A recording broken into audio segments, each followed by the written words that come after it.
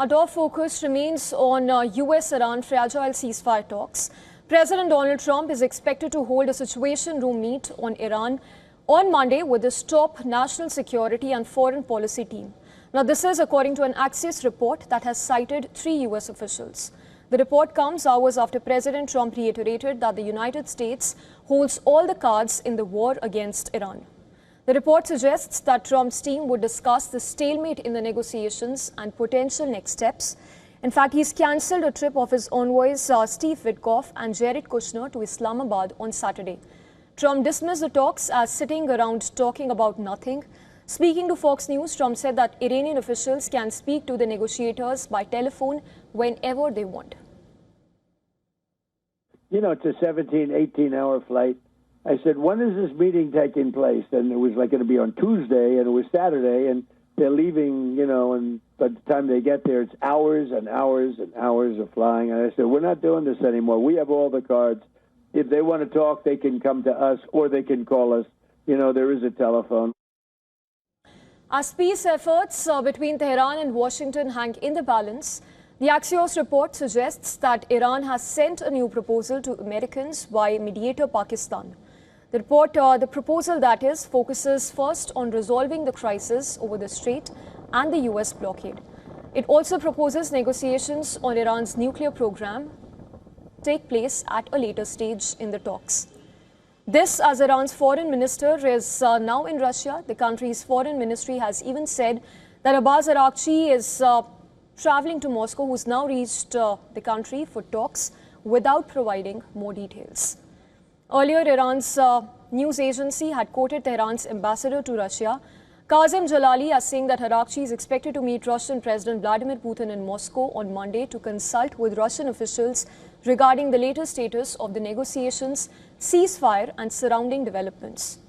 It was on Saturday that Araghchi met Pakistan's military chief Asim Munir, Prime Minister Shehbaz Sharif and even Foreign Minister Ishaqdar before travelling to Oman and returning to Islamabad. Ibrahim Razai, who is serving as spokesperson for Iran's National Security and Foreign Policy Commission, has claimed that Pakistan lacks the credibility that's required for mediation talks. In a statement on X, he's described Islamabad as good friend and neighbor, but argued it is not suitable intermediary and tends to align with US interests.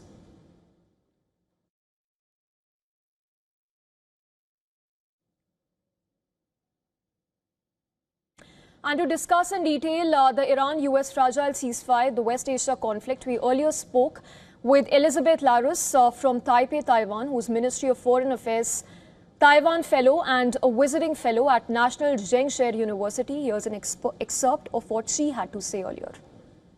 Well, unfortunately, right now, the two sides have worked themselves into their respective corners. Iran has said that the U.S. must remove its blockade of Hormuz.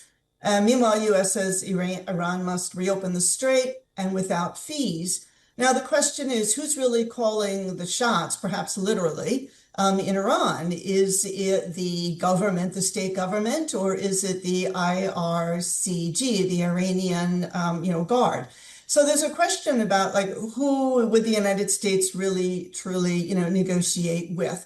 So the discussions that the Trump team is going to have is, he pulled back Witkoff and Kushner from going to Pakistan on Tuesday. And so he said, okay, let's just have an office meeting.